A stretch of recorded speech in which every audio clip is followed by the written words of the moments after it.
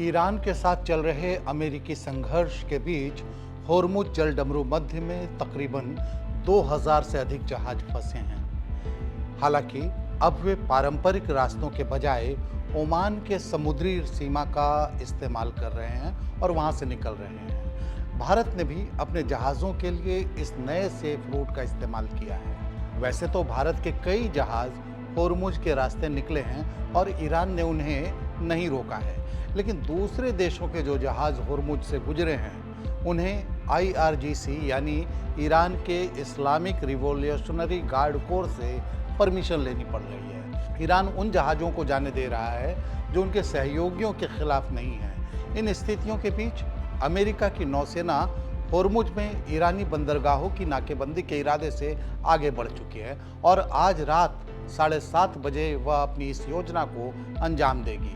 लेकिन सवाल है कि अमेरिका ऐसा क्यों करना चाह रहा है। दरअसल होर्मुज जलडमरू मध्य में टोल के लिए ईरान ने पेट्रो युआन सिस्टम का एक नया भुगतान नियम लागू किया है, जिसके तहत जहाज़ों को सुरक्षित मार्ग देने के लिए चीनी मुद्रा युआन या क्रिप्टो करेंसी में लगभग 1 से 2 मिलियन डॉलर का टोल चुकाना पड़ रहा है। ईरान ने यह नया सिस्टम सिर्फ राजस्व पैदा करने के लिए नहीं बनाया, बल्कि अमेरिकी डॉलर के दबदबे को कम करने के लिए भी बनाया है। बता दें कि होर्मुज जलडमरू मध्य में पेट्रो डॉलर सिस्टम 50 साल पुरानी एक वैश्विक आर्थिक व्यवस्था है, जिसके तहत कच्चे तेल का व्यापार अनिवार्य रूप से अमेरिकी डॉलर में किया जाता है।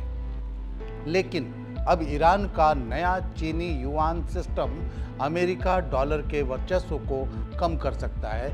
यह वह तात्कालिक वजह है जिसकी वजह से अमेरिका ने ईरानी बंदरगाहों की नाकेबंदी करने की योजना बनाई है। इससे पहले अमेरिका और उसके सहयोगी इजराइल का ईरान पर हमले की असल वजह ईरानी सैन्य क्षमताओं को कम करना, क्षेत्र में उसके बढ़ते प्रभाव को रोकना, परमाणु मिसाइल और छद्म प्रॉक्सी वार के खतरों को खत्म करना रहा है।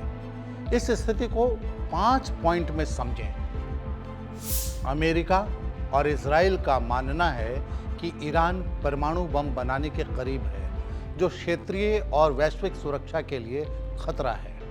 अमेरिका और इजराइल का मानना है कि ईरान अपनी फोर्स से हमास, हिजबुल्ला और हूती जैसे गुटों को हथियार और प्रशिक्षण देता है।